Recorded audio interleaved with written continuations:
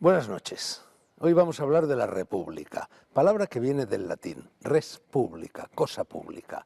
Hablaremos, pues, de cosas públicas, de política, en definitiva. Algo que interesa a mucha gente. A mí no, que conste. Pero esto es una televisión pública y un programa de libros y de debate en el que debe tener cabida no solo lo que me interesa a mí, aunque también, sino sobre todo lo que interesa a la gente. Yo soy pagano. Esto es, vivo en el campo, pues pagano en latín significaba campesino y la política, la res pública, es asunto de la polis, de la ciudad. Ocúpense de ella los ciudadanos.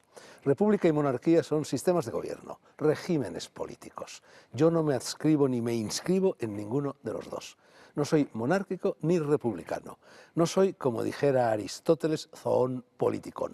Siempre que me he metido en política, y reconozco que a veces lo he hecho, ha sido para defenderme de ella, porque por ella, con Franco, con Felipe, con Zapatero, me sentía amenazado. Cito una columna de Raúl del Pozo. ¿Qué más da hoy en día un presidente de la República o un rey si ninguno de los dos tiene poder? Las monarquías y las repúblicas se han convertido en objeto de consumo, como la nevera. La forma de organizarse es cada día más oscura, más global, más libre. Hasta aquí Raúl del Pozo. ¿Más oscura? Sí. ¿Más global? Sin duda. ¿Más libre? Lo dudo.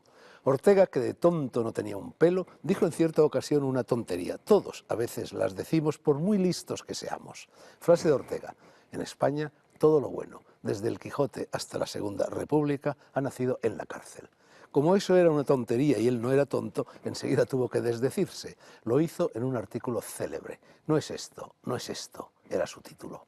La primera República Española fue un desastre en cuyo ambiente florecieron no solo los separatismos, sino los cantonalismos. La Segunda República fue otro desastre que nos condujo a la guerra civil y, una vez más, al rebrote de los separatismos. La monarquía tiene la ventaja, para quienes crean que eso es una ventaja, y son mayoría quienes lo creen, de articular el país, de vertebrarlo, de salir garante de su unidad. Antonio García Trevijano, apellido el suyo que rima con republicano, nomen est omen, es el autor de este grueso volumen publicado por El Buey Mudo, Teoría pura de la República. Será hoy nuestro autor de la semana. Comenzamos.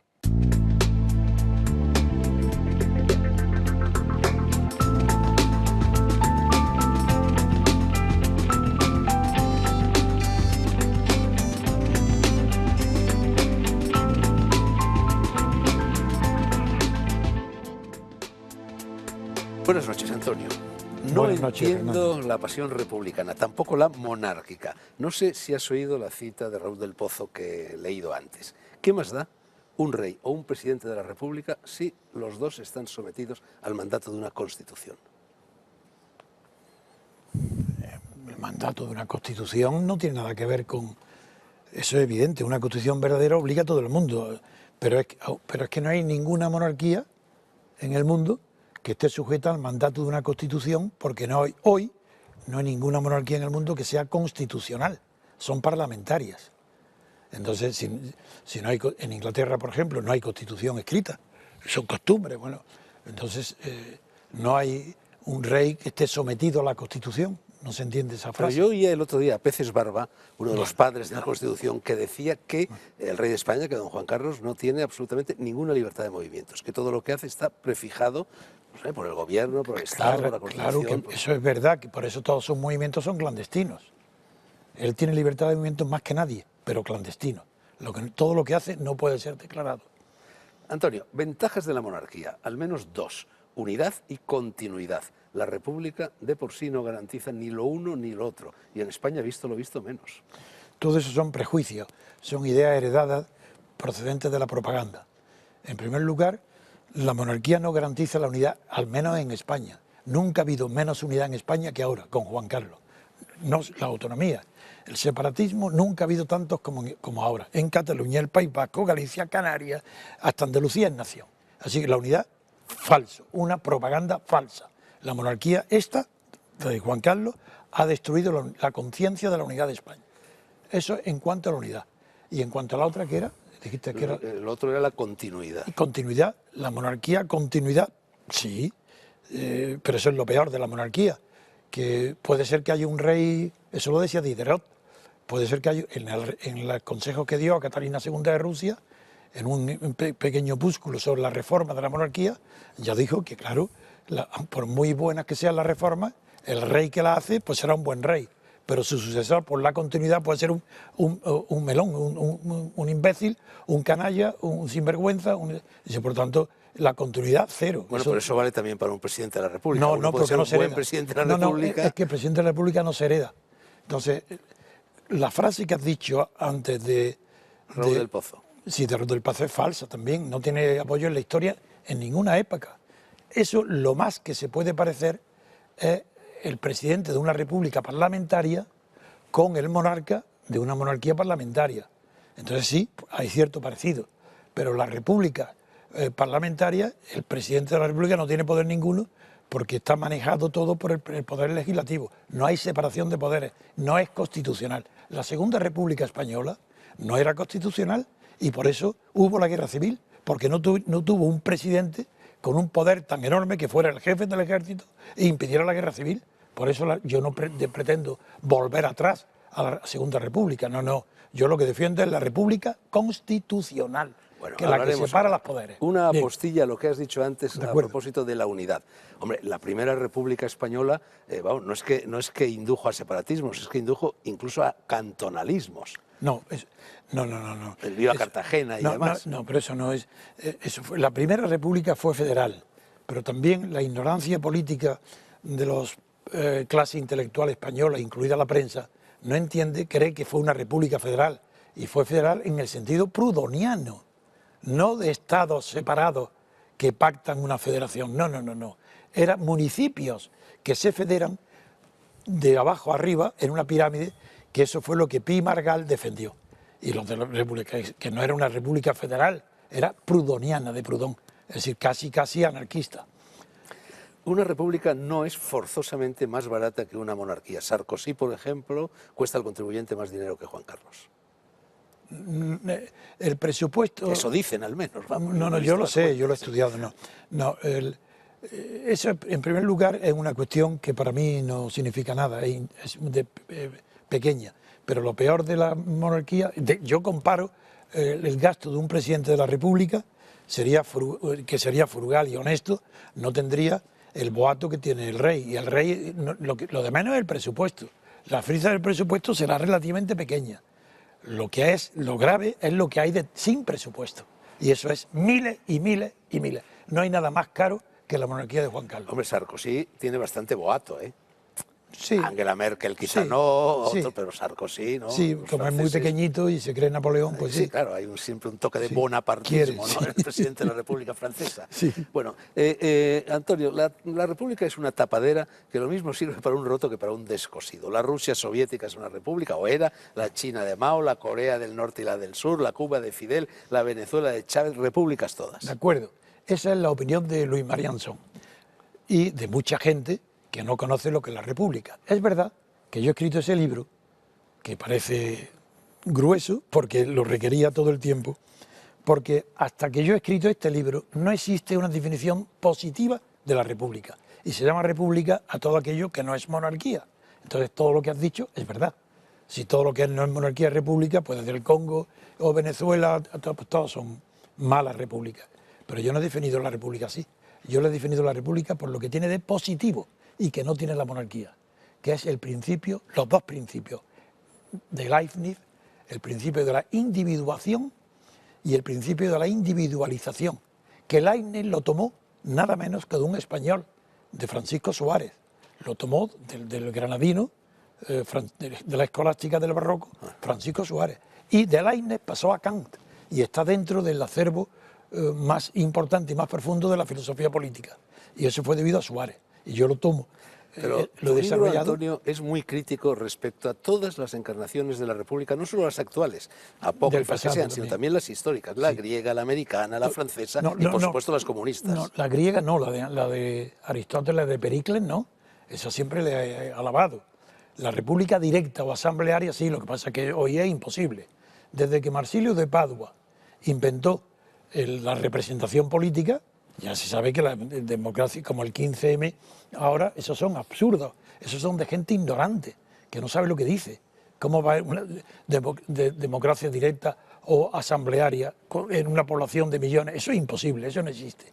Pero yo alabo la República de Estados Unidos, esa la alabo, porque descubrió, sin saberlo, descubrió la democracia. Y quien la descubrió fue Hamilton. Hamilton le llamó democracia representativa. Era la primera vez que se empleaba ese nombre, Hamilton, el secretario del Tesoro con Washington y compañero de Jefferson. Pero antes defendías la democracia griega era muy relativa. No, porque directa. en ella solamente tenían derecho al voto, digamos, los ciudadanos, que eran los que habían recibido la paideia, no el resto de los súbditos, digamos. No es así, no, que va. Yo lo he estudiado a fondo. En la democracia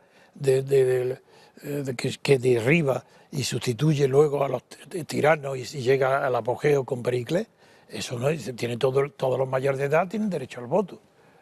Solo lo que pasa es que estaba la Boulé, que era la asamblea, estaba en una colina, no muy grande, y los ancianos no se cansaban, no iban. Y había 7.000, asistían 7.000 personas, pero 7.000 personas en una población de 100.000 es bastante. Bueno, tu libro tiene 3 partes. Venga. La primera se titula Actualidad de la Revolución Francesa. Bueno, hay 2 modelos. Uno de ellos tú acabas de mencionarlo, en prácticamente los mismos años, el americano y el francés. Eso es. El primero defiende la sociedad de los abusos del Estado y el segundo impone la razón de Estado a los derechos de la persona. Resultados muy distintos. Europa, cuna de totalitarismos. Estados Unidos, vacuna frente a esa tentación. Sin duda, lo suscribo lo que has dicho, es verdad. Pero la idea de la Revolución Francesa es la que fundamentalmente gravita sobre las repúblicas europeas y sobre la política en general, sobre la república. Pero ¿no? desgraciadamente, por eso escribo yo mi libro, para desmitificar a la Revolución Francesa. La Revolución Francesa fue un fracaso, pero total, y lo que se ha heredado en Europa es el fracaso de la Revolución Francesa. Eso es lo que ha heredado el directorio. No ha heredado la revolución, ni ha heredado tampoco quiere decir, no heredó la reforma, que fue la primera etapa de monarquía constitucional. Esa sí era una monarquía constitucional, la de Luis XVI, después de la Constitución aprobada de 1891.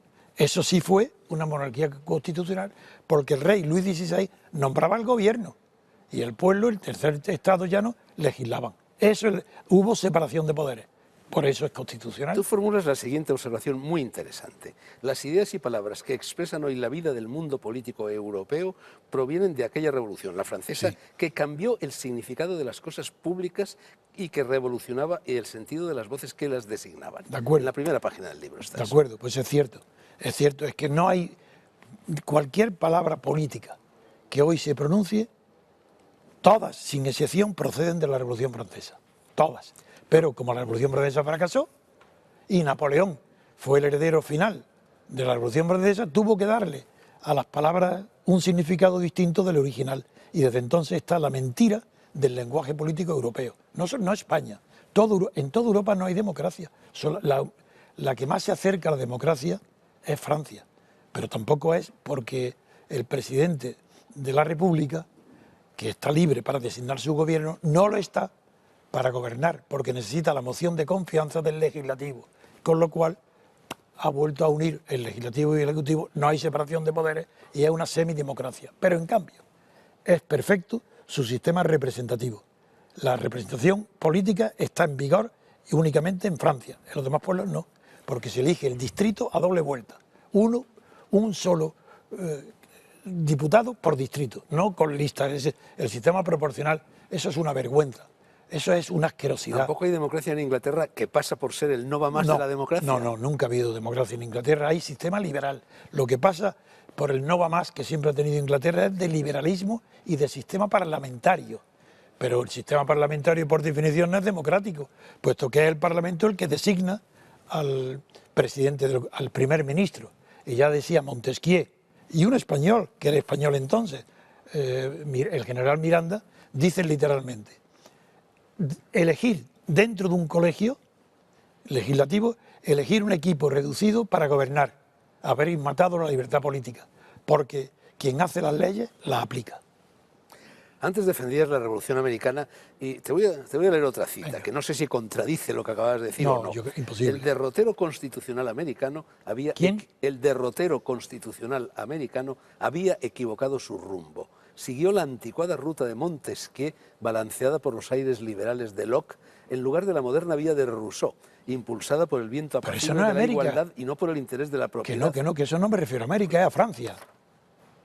Nada, está mal, No mal sé si he copiado. equivocado yo la cita, pero No. el derrotero. Es No, que a mí no. me extrañó al No, leerlo. nada, todo lo contrario. Te voy a decir lo Si que es. tuviera la página lo No, miraba, mira, bueno. en la Asamblea Legislativa, en la Es que a mí me Constituyente. extrañó muchísimo, No, claro, eso, se yo contradecía, voy a claro. decir yo eso. En la Asamblea Constituyente francesa de la Revolución Francesa, en la primera, ya se alegó Montesquieu. Y a Montesquieu lo alegaron que habría que aplicarlo tanto a Lafayette como a Malouet. Lafayette era el que quería copiar una constitución como de Estados Unidos. Y Malouet era el jefe, junto con Lally Tolerant y con Casar, del partido que quería hacer la monarquía a la inglesa, que se llamó el Partido Inglés. El Partido Inglés fue derrotado por 800 y pico votos contra 100 y pico. Y Lafayette no fue escuchado. Pero ambos, sobre todo Lafayette, dijeron que había que fundarse en Montesquieu. Y la mayoría, por casi unanimidad, le tomaron el pelo. Rieron, dice, ¿pero qué dice? Montesquieu está anticuado, ahora lo que vale hoy es Rousseau, que fue el héroe de la Revolución Francesa. Y tiraron por el suelo a Montesquieu y de eso vivimos. Así, cuando dice aquí en España Alfonso Guerra que Montesquieu ha muerto y toda la gente se ríe de él, pues dijo la verdad. Ya había muerto mucho antes. Antes de la Revolución Francesa, salvo en Estados Unidos. En Estados Unidos, en cambio, aplican la doctrina de Montesquieu y de Locke. Es en Estados Unidos hay un error, ¿no? Muy bien. Bueno, patria y libertad. ¿Patria? Antonio, patria y libertad.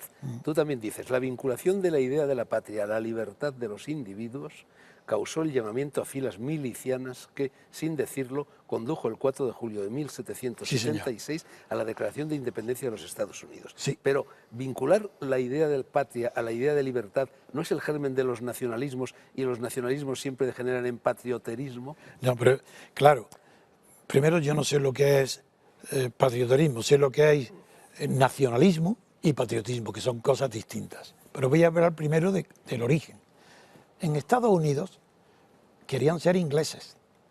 En la rebelión de Estados Unidos no hicieron una revolución, querían ser ingleses. Benjamin Franklin fue destinado por todas las colonias que fuera a Londres, al Parlamento, para pedir la similitud, la igualdad absoluta entre los ingleses y los americanos. Fracasó, aunque fue apoyado nada menos que por Burke. Sí, hubo una votación, y en esa votación pues sacó los partidarios de la igualdad, con los americanos sacaron 100 y pico votos y el resto, más de 700, en contra. Se fue desengañado a su patria, no a su patria, entonces no había patria, no había distinta de la inglesa. Regresa Benjamin Franklin y en el barco que retorna, que era el Pennsylvania Paquebot, se llevó de invitado a Tom Paine. Tom Paine era un inglés que odiaba la monarquía, hijo de un fabricante de fajas para mujeres, artesano, no con mucha formación, pero con un gran talento, y quería ser periodista, ya había escrito algunos artículos, se lo enseñó a Franklin, le gustó y le pagó el billete y se lo llevó con él. Y desembarcaron en Boston cuando ya se habían tirado los paquetes de té, como se recordará, y ya la primera batalla de la independencia, Lexington, había comenzado ya. Y verás, es que voy a terminar con algo curioso. No había patriotismo ninguno en Estados Unidos. Washington le costaba un trabajo enorme ir recorriendo todo el país para formar un ejército. El ejército no era de soldados. Y como se llama milicianos, bueno, porque estaban armados, pero era nada menos que de propietarios. El ejército que pero hoy día en Estados Unidos hay un patriotismo formidable. La idea de patria es... Y diré por qué, porque está estudiado, se sabe por qué. Bueno, pero termino la idea. Reúne un ejército de propietarios rurales, de granjeros, propietarios, gente rica. Y todo el ejército de mediano, no de gran riqueza. Y no eran patriotas porque el sentimiento que tenían, habían querido la igualdad con los ingleses.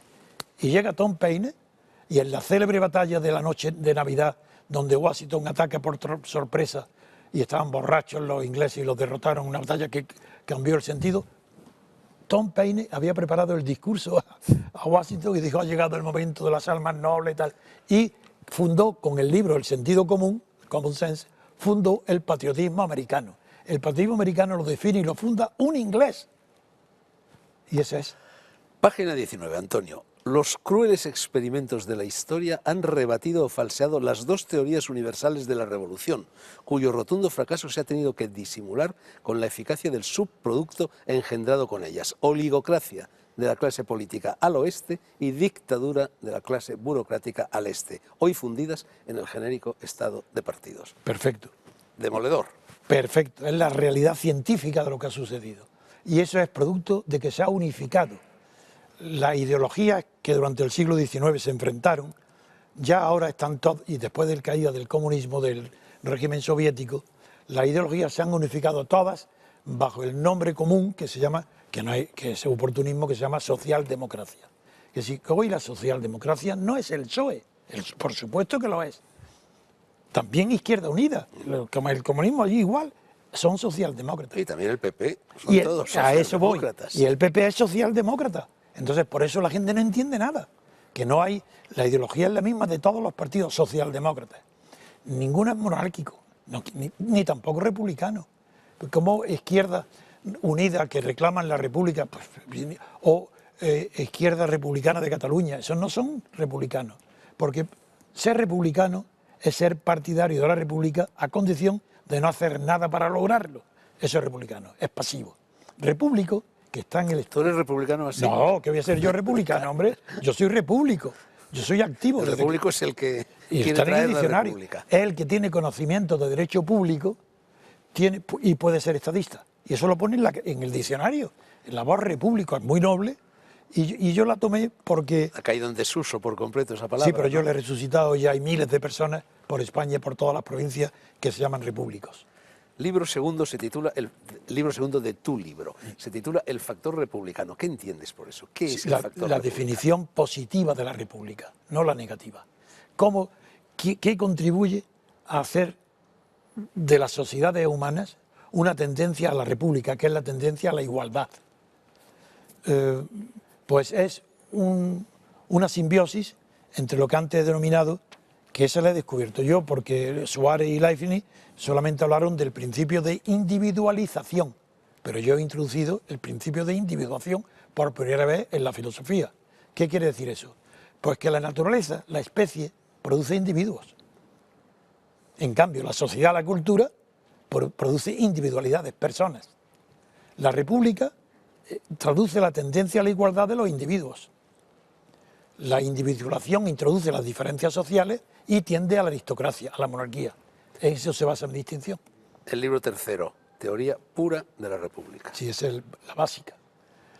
Primero, se llama teoría pura no porque sea una república pura, como pretendían los americanos, que le emplearon ese nombre. No, yo pienso que la república no puede ser pura, ni nada político puede ser puro. Pero la teoría sí. La teoría, ¿por qué? Porque está depurada de toda clase de ideologías. Por eso se llama pura. Porque no depende de ideología, es científica. Y se basa en una escala ascendente que va desde la naturaleza, que impone el principio de lealtad, porque la lealtad, tal como está cantada por Emerson, es la virtud madre de todas las virtudes, más que la fidelidad. Ser leal a una causa, ser fiel a una persona. Para ser fiel viene de fe, tienes que creer, tienes que depositar tu fe en algo para ser fiel. Mientras que la lealtad no, la lealtad es un principio de la naturaleza, como dijo Emerson, no hay rincón de la naturaleza, por ínfimo que no sea leal a toda la naturaleza, al universo. Y eso es una maravilla porque ese principio de la lealtad física, del átomo y de las moléculas y de las partículas elementales, son leales a su movimiento, a su naturaleza, eso se ha comunicado también a la naturaleza humana, porque nosotros estamos hechos del mismo polvo de las estrellas. La finalidad de esta obra no se completaría sin un esquema de acción colectiva para lograr en algún país europeo, Islandia, Irlanda, Grecia, España, Portugal, Italia, la apertura de un periodo de libertad constituyente que permita elegir en referéndum no plebiscitario el sistema electoral mayoritario a doble vuelta y una de las tres opciones sobre la forma de Estado y de gobierno creadora, reaccionaria o conservadora que existen siempre en toda sociedad plural. ¿Esa es tu propuesta? Es mi propuesta y es la realidad científica de la descripción de lo que pasa en el mundo. En toda sociedad y también en la española siempre hay tres tendencias, siempre. Está la tendencia conservadora, está representada por los gobiernos y los partidos gobernantes y los que aspiran a gobernar. En España toda la clase política, toda la que está pagada por el Estado es conservadora, quiere conservar lo que tiene. Por tanto, de ella no se puede esperar nada hacia adelante, ni tampoco un paso hacia atrás. Es conservadora. Y esa distinción además está en Jelinek, no tan precisa como la hago yo, pero muy parecida. La segunda tendencia es que eso representa un tercio de la sociedad, que es conservador. Hay otro tercio que es acomodaticio, se acomoda a lo que hay. Y que ese es el tercio vacilante, el que decide las formas de Estado y de gobierno.